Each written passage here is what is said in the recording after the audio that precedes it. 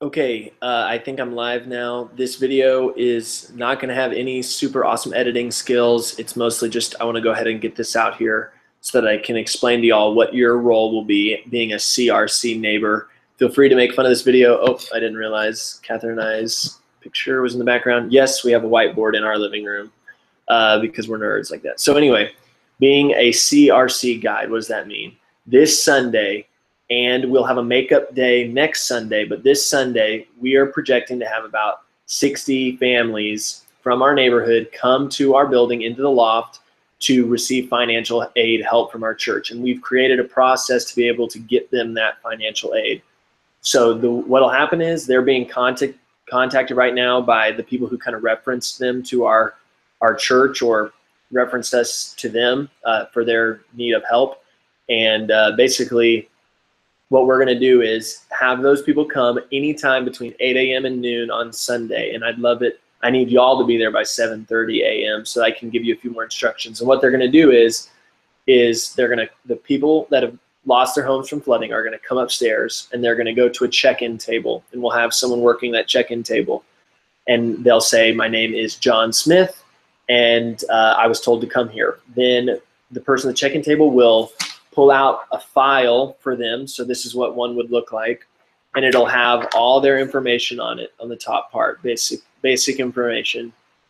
And then in the financial aid area, it'll have the designated funds for how much they've been designated from us. And there's a system for how we designated the funds. I won't get into that, but basically what they'll do is the sign-in person will then say, okay, here's your form. Thanks for coming today.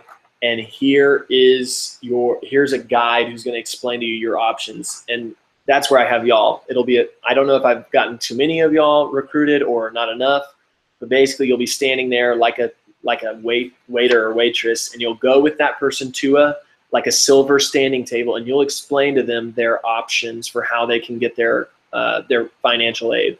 We are not writing anyone except for members of our church just checks. We're not just giving them a check, because we kind of have we have a responsibility to be stewards of the money that has been donated from churches or different people, to basically guarantee that we're not giving anyone aid that could potentially be something bad. We're going to help people, and here are the options. So whenever you go to the table, you're going to take this form with them, and I'm going to have other forms there where you're going to be able to describe to them, here are your options. Option 1, a scratch and dent refurbished appliance store that's in Old Katy, and we have a connection with the guy there. If that's what they want to do, they want to spend their $1,000 getting refurbished fridge or refurbished oven, those kind of things, they can go there.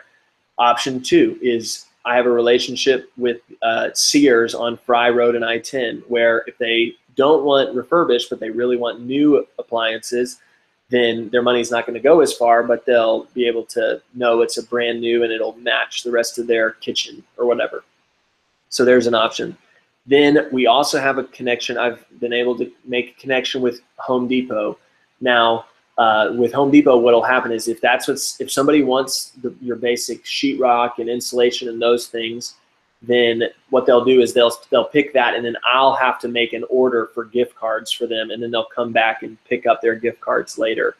And then the fourth option is basically if it's something else. If it's something like, hey, what I need right now is I am paying this contractor to do my sheetrock, and I'd love it if the money to go to that. And then what we'll do is we'll have Stephanie Pitcock there, and she'll write a check directly from our church to the contractor and put in the memo, this is for John Smith's sheetrock in his, job or whatever. And then that person can use that. So if someone comes up with something that they want their money to be spent towards that we aren't sure, we'll just make a note of it and we'll get back to them as soon as we can figure it out.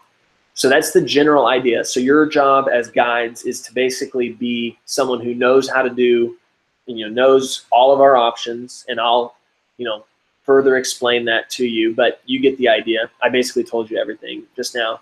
And then you will do the best you can to articulate that to a person who's lost their home. I don't know, we may have a ton of people say they want appliances. We may have a ton of people that are like, appliances? I don't even have walls in my house. I don't need appliances. And so we'll see. I'm not sure what to expect, but We're going to have y'all there to be basically a person that can explain this situation to each person that comes up. I think if everybody is able to be there, I know some people may not be, some of y'all may not be able to be there for the whole 4 hours, but I definitely know that this is a process that I think is going to work. And after you give them all those instructions, there'll be kind of a checkout desk where they'll receive kind of a receipt like, hey, so this is confirmation of what took place today. We'll probably just make a copy of this, and then we'll keep one, and then they'll take one. And then we'll also have maybe a form that just has kind of basic info about our church. And the plan is that after they leave, they'll be contacted within a few days by their Cinco Ranch neighbor in order to kind of just hopefully make this a relationship that sticks. So anyway, those are your basic instructions. I'll give you more details, but if you have any questions, let me know, and I'm excited. If there's someone that you think I've left off from this list, or someone that you think would just be awesome at this, please let me know. I think I've asked about 12 to 14 people to help with this, so I don't know if that's too many, but there is like 60 families, and so I'm projecting that most people are going to come around between 8:30 and 10. And so if we've got 20 people coming in at once, I'd really like to have enough people there. Plus, this explaining process could take anywhere from 15 minutes to 30 minutes, or maybe someone walks in and knows exactly what they want and it takes 5 minutes. But anyway, thank you all, and I'll give you more instructions as I know more. Oh, and we couldn't be doing this without you, so really appreciate you being signing up and accepting the role of a CRC guide.